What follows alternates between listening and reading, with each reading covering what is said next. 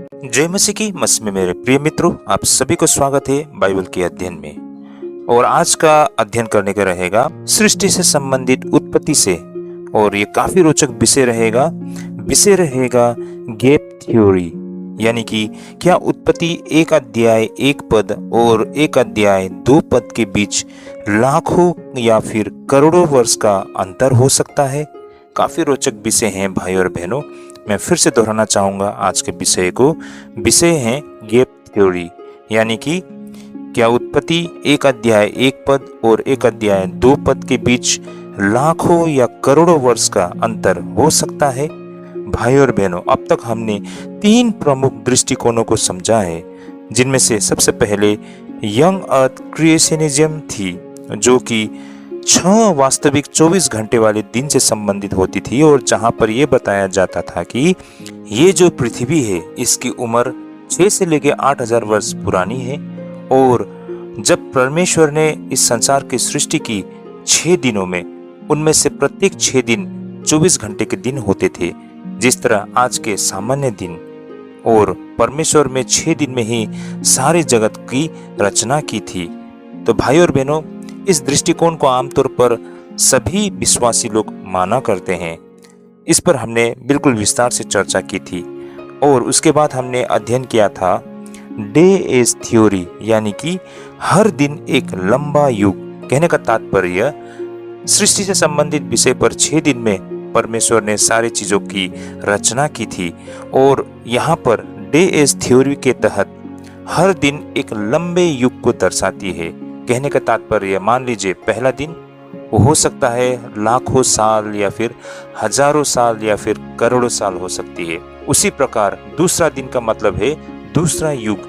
तो इस थ्योरी को कहते हैं डे एज थ्योरी, जो कि आधुनिक विज्ञान के साथ भी मेल खाती है, क्योंकि आधुनिक विज्ञान भी ये मानते हैं कि इस संसार की जो उम्र है वह 3.4 अरब साल पुरानी हो सकती है। और उसी प्रकार भाई और बहनों, पूरे ब्रह्मांड की उम्र 1300 से लेकर 1400 अरब साल पुरानी हो सकती है। यही कारण ये विचारधारा डे एज थ्योरी के साथ मेल खाती है। इसके बाद हमने अध्ययन की थी फ्रेमवर्क व्यू, जो कि साहित्यिक और धार्मिक संरचना से संबंधित है। कहने का तात्पर्य, उत्पत्ति के 6 दिन के सृष्टि के जो सारे संरचना थी साहित्यिक कविता की तरह है। हो सकता है परमेश्वर ने एक ही दिन में सब कुछ की सृष्टि की, लेकिन लोगों को समझाने के लिए उसे बिल्कुल सुनियोजित तरीके से 6 दिन के रूप में दर्शाया गया है, या फिर एक कविता के रूप में कही गई हो सकती है। ऐसा फ्रेमवर्क व्यू का मानना है। अब आज हम चौथे दृष्टिकोण को समझने के लिए प्रयास करेंगे, जिसे हम गैप थ्योरी कहते हैं। यह पहले के तीनों विचारों से थोड़ा अलग है, क्योंकि यह कहते हैं कि उत्पत्ति एक अध्याय 1 और उत्पत्ति एक अध्याय 2 के बीच बहुत लंबा समय बीत सकता है, शायद लाखों या फिर करोड़ों वर्ष। लेकिन आगे बढ़ने से पहले हमें एक बहुत ही महत्वपूर्ण बातों को समझना होगा, और वह यह है कि यदि आप मसीह नहीं है, कहने का तात्पर्य यदि आप एक ईसाई नहीं है, तो यह आपको जानना बेहद आवश्यक है कि यहाँ ये जो विवाद है इस बात का नहीं है कि परमेश्वर ने संसार बनाया या नहीं, क्योंकि लगभग सभी मसीही इन बातों पर सहमत है कि परमेश्वर ही सृष्टि करता है। मनुष्य किसी दुर्घटना का परिणाम नहीं है, बल्कि परमेश्वर की विशेष रचना का हिस्सा है। साथ ही पाप वास्तविक है और उसने संसार को प्रभावित किया है, और साथ ही उद्धार केवल प्रभु यीशु मसीह के द्वारा ही मिलती है। तो भाई और बहनों, इस प्रकार मतभेद केवल इस बात पर है कि परमेश्वर ने सृष्टि का कार्य किस प्रकार और कितनी समयावधि में किया। दूसरे शब्दों में, किसने बनाया, इस पर सभी लोग सहमत है, लेकिन कितने समय में बनाया, इस पर अलग अलग मत हमें दिखाई पड़ती है। तो भाई और बहनों, इस तथ्यों को भी हम समझते हुए अब हम आगे बढ़ते हैं और एक तथ्य को समझने के लिए, जो कि एक दिन से संबंधित है। यानी कि दिन, इस शब्द का अर्थ क्या है? इस पूरे विवाद का केंद्र यही एक हिब्रू शब्द है, यानी कि योम। हिब्रू भाषा में योम का सामान्य अर्थ बनता है एक दिन, जैसे हम कहते हैं ना आज का दिन, लेकिन कई बार यही शब्द एक लंबे समय के लिए भी प्रयोग होती है। जैसे कि बाइबल में योम के अलग अलग प्रयोग होते हैं। उदाहरण के स्वरूप उत्पत्ति 1:5 में लिखा है, परमेश्वर ने उजाले को दिन और अंधियारे को रात कहा। तो भाई और बहनों, यहाँ स्पष्ट रूप से सामान्य दिन की बातें हो रही है, यानी कि सामान्य 24 घंटे वाली दिन। उसी तरह एक लंबे युग को भी यहाँ पर दर्शाती है, जैसे कि उत्पत्ति 2:4 में लिखा है, जिस दिन यहोवा परमेश्वर ने पृथ्वी और आकाश को बनाया। यहाँ पर भाई और बहनों, जो शब्द दिन को प्रयोग किया गया है, यहाँ दिन शब्द पूरे सृष्टि के कार्य के लिए प्रयोग हुआ है, जबकि उत्पत्ति अध्याय 1 के अनुसार सृष्टि 6 दिनों में हुई थी। इसलिए कुछ विद्वान कहते हैं कि दिन का अर्थ हमेशा 24 घंटे नहीं होती है, लेकिन दूसरी ओर कुछ विद्वान ये भी मानते हैं कि उत्पत्ति अध्याय 1 में हर दिन के साथ संख्या दी गई है, जैसे कि पहला दिन, दूसरा दिन, तीसरा दिन, और हर दिन के अंत में ये भी लिखा है कि सांझ हुई, फिर भोर हुई। अंततः उनके अनुसार यह सामान्य दिन की ओर संकेत करती है। यहीं से विभिन्न मतों की शुरुआत होती है। तो भाई और बहनों, इस पर मसीहों के 4 मुख्य दृष्टिकोण है, और आज हम मुख्य रूप से चौथी वाली को देखते हैं। यानी कि पहला तो था यंग अर्थ क्रिएशनिज्म, जो कि 6 वास्तविक 24 घंटे वाले दिन। दूसरा दृष्टिकोण था डेज थ्योरी, यानी कि हर दिन एक लंबा युग या समयावधि। और हमने ये भी देखा था कि फ्रेमवर्क व्यू, यानी कि साहित्यिक और धार्मिक संरचना। और हम आज जो अध्ययन करने जा रहे हैं वो है गैप थ्योरी, यानी कि पहले और दूसरे पद के बीच बहुत लंबा समय। तो भाई और बहनों, हमने इन चारों में से पहले 3 को विस्तार से समझ लिया है। अब हम चौथी वाली विचारधारा को बहुत ही सरल भाषा में समझने के लिए प्रयास करेंगे। हम देखेंगे कि वे क्या सिखाते हैं, उनके मुख्य तर्क क्या है, उनकी कमजोरियां क्या है, और एक साधारण विश्वासी को इस विषय में कैसा दृष्टिकोण रखनी चाहिए। मेरे प्रिय मित्रों, जैसे कि गैप थ्योरी वास्तव में क्या सिखाती है। इस सिद्धांत के अनुसार पहला चरण उत्पत्ति 1:1 में परमेश्वर ने मूल रूप से संपूर्ण ब्रह्मांड की रचना की है। जैसे कि आदि में परमेश्वर ने आकाश और पृथ्वी की सृष्टि की। यह सृष्टि पूर्ण और सुंदर थी। दूसरा चरण, फिर किसी सामान्य एक बड़ी विनाशकारी घटना हुई। इस कारण पृथ्वी उजड़ गई और वीरान हो गया। अब हम देखते हैं तीसरा चरण, जहां पर उत्पत्ति 1:2 से हमें यह पता चलता है कि परमेश्वर ने पृथ्वी को फिर से व्यवस्थित और पूर्ण स्थापित किया, और यह कार्य 6 दिनों में पूरा हुआ था। तो इस प्रकार भाई और बहनों, इसे गैप थ्योरी क्यों कहते हैं? देखिए भाई और बहनों, अंग्रेजी शब्द गैप का अर्थ होता है अंतर या फिर खाली जगह। इसलिए इस सिद्धांत को गैप थ्योरी कहा जाता है, क्योंकि यह उत्पत्ति 1:1 और उत्पत्ति 1:2 के बीच एक बहुत बड़े समय अंतर को मानती है।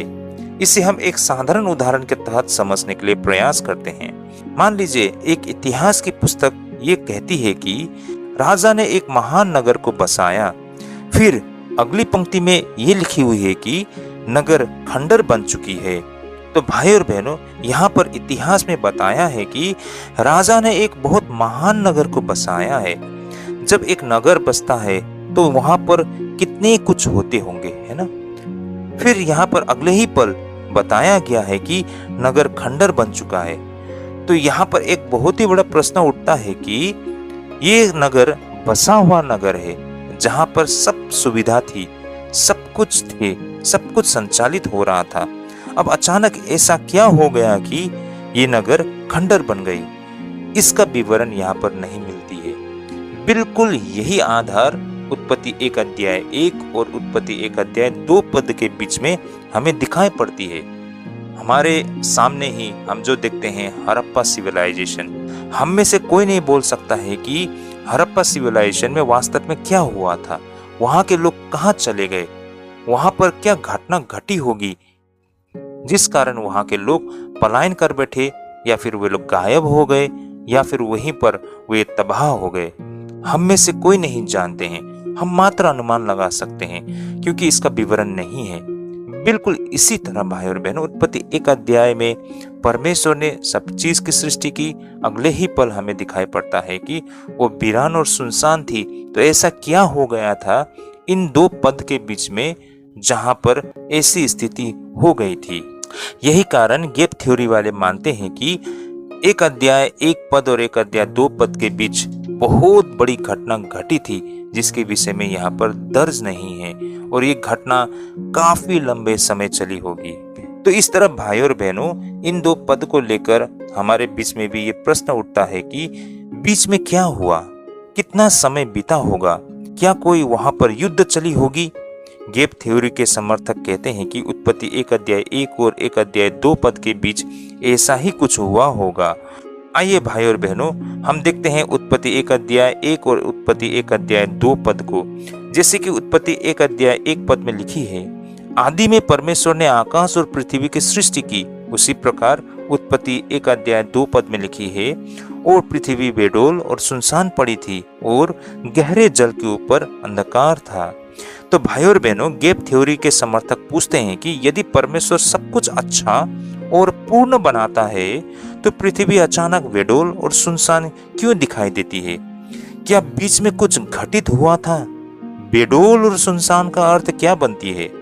हिब्रू भाषा में इस वाक्यांश को कहते हैं कि तोहू वा बोहू, जिसका अर्थ बनता है उजाड़, वीरान, खाली या फिर अव्यवस्थित।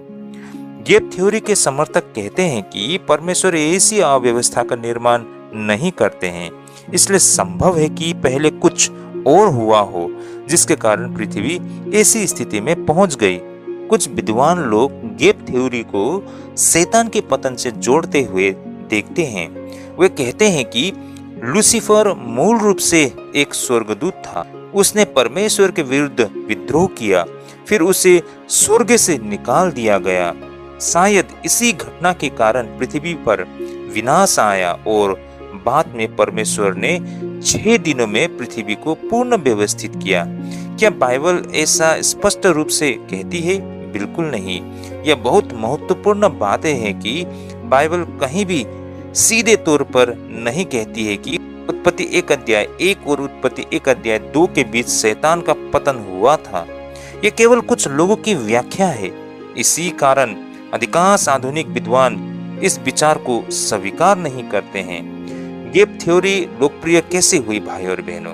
ये विचार विशेष रूप से 1800 से 1900 के दशक में लोकप्रिय हुआ। उस समय वैज्ञानिकों ने पृथ्वी की बहुत अधिक आयु का दावा करना शुरू किया। यही कारण कई मसीह यह मानना चाहते थे कि बाइबल भी सत्य है और पृथ्वी की प्राचीनता भी संभव है। इसलिए गैप थ्योरी ने एक मध्य मार्ग प्रस्तुत किया। तो इस तरह भाई और बहनों, उनका मुख्य उद्देश्य क्या था, इस तथ्य को भी हमें समझना होगा। गैप थ्योरी के तहत वे कहना चाहते थे कि उत्पत्ति के 6 दिन वास्तविक 24 घंटे के दिन हो सकते हैं, लेकिन पृथ्वी स्वयं लाखों या फिर करोड़ों वर्ष पुरानी भी हो सकती है। क्यों? क्योंकि वे करोड़ों वर्ष उत्पत्ति 1 अध्याय 1 और उत्पत्ति 1 अध्याय 2 के बीच रखे जा सकते हैं। इस सिद्धांत की सबसे बड़ी विशेषताएं, गैप थ्योरी एक प्रकार से 2 विचारों को जोड़ने का प्रयास करती है। 6 वास्तविक दिन, जैसे कि 6 वास्तविक दिन और एक प्राचीन पृथ्वी। इसलिए कुछ लोगों को यह विचार आकर्षक लगती है, लेकिन इसके सामने भी कुछ समस्याएं हैं। अब हम इस विचारधारा को लेकर जो चुनौती है उस पर हम चर्चा करते हैं। जैसे कि पहली समस्या, बाइबल में स्पष्ट प्रमाण नहीं है। यह इस सिद्धांत की सबसे बड़ी कमजोरी है। बाइबल कहीं नहीं कहती है कि फिर लाखों वर्ष बीते या फिर पृथ्वी नष्ट हो गई। यह सब अनुमान पर आधारित है। अधिकांश विद्वान कहते हैं कि यदि परमेश्वर ऐसा महत्वपूर्ण तथ्य बताना चाहता तो वह इसे स्पष्ट रूप से लिखता। दूसरी समस्या, था या हो गई। इसे हम इस प्रकार समझने के लिए प्रयास करते हैं। कुछ गैप थ्योरी समर्थक कहते हैं कि उत्पत्ति 1 अध्याय 1 का अनुवाद होना चाहिए, जैसे कि पृथ्वी बेडोल और सुनसान हो गई। लेकिन अधिकांश हिब्रू विद्वान मानते हैं कि सही अनुवाद यही है, पृथ्वी बेडोल और सुनसान थी। यदि यह अनुवाद सही है तो गैप थ्योरी का मुख्य आधार कमजोर पड़ जाता है। तीसरा समस्या, मृत्यु का प्रश्न। यदि उत्पत्ति 1 और उत्पत्ति 1 के बीच करोड़ों वर्ष थे, तो क्या उस समय जीव जंतु रहते होंगे? क्या वे मरते भी होंगे? यदि हाँ, तो फिर मृत्यु आदम के पाप से पहले भी अस्तित्व में थी। और भाइयों और बहनों, यह प्रश्न यंग अर्थ समर्थक के लिए बहुत महत्वपूर्ण है। यंग अर्थ क्रिएशनिज्म थ्योरी के तहत यह माना जाता है कि मृत्यु आदम के पाप के बाद आई। तो फिर भाइयों और बहनों, गैप थ्योरी के तहत इस करोड़ों सालों के बीच के अंतर में कई सारे जानवर मरे होंगे। तो ये कैसे संभव हो सकता है कि आदम के पाप के पहले भी मृत्यु थी? चौथी समस्या प्रारंभिक कलीसिया को लेकर भी है, क्योंकि प्रारंभिक मसीह लेखकों में गैप थ्योरी का स्पष्ट उल्लेख नहीं मिलती है। यह सिद्धांत अपेक्षाकृत आधुनिक है, इसलिए कई विद्वान इसे बाइबल की मूल शिक्षा नहीं मानते हैं। तो भाई और बहनों, क्या आज भी लोग इसे मानते हैं? हाँ, बिल्कुल, आज भी कुछ मसीह इस दृष्टिकोण को मानते हैं, लेकिन अधिकांश आधुनिक विद्वान या तो यंग अर्थ को मानते हैं, या फिर डेज थ्योरी को मानते हैं, या फिर फ्रेमवर्क व्यू को अधिक महत्व देते हैं। तो ऐसे में गैप थ्योरी को समर्थन करने वाले बहुत कम हमें दिखाई पड़ती है। आमतौर पर मसीह जगत में यंग अर्थ थ्योरी बहुत ही प्रचलित है, लेकिन आज आधुनिक विज्ञान के कारण डेज थ्योरी को भी लोग आज बेहद महत्व दे रहे हैं, और ये बिल्कुल व्यवहारिक भी लग रही है। लेकिन भाई और बहनों, बात तो वही है, हकीकत हम में से कोई नहीं जानते हैं। यह हमारा अध्ययन पर अनुमान लगाना मात्र है। और भाई और बहनों, हकीकत हम उसी दिन जानेंगे जब प्रभु बादलों से हमारे बीच प्रकट होंगे और वे स्वयं इन सत्य को बताएंगे। लेकिन आज हम अध्ययन के द्वारा मात्र अनुमान ही लगा सकते हैं, और इसे हम स्पष्ट रूप से सत्य नहीं मान सकते हैं। सत्य मात्र परमेश्वर जानते हैं, और वही सत्य को बता सकते हैं। हम इंसान की समझ, बुद्धि, ज्ञान बहुत ही सीमित है, और हमारी सीमित बुद्धि से हम किसी भी चीज को हम तय नहीं कर सकते हैं। इन तथ्यों को भी हमें समझना होगा। इस तरह आगे बढ़ते हुए गैप थ्योरी वाले लोगों की विचारधारा क्या है? पहला तो वे पूरी तरह विश्वास करते हैं कि परमेश्वर ही सृष्टि करता है। बाइबल परमेश्वर का वचन है। आदम और हव्वा वास्तविक थे, और उद्धार केवल यीशु मसीह के द्वारा पाया जा सकता है। तो भाई और बहनों, मतभेद केवल उत्पत्ति 1 और उत्पत्ति 1 की व्याख्या को लेकर है।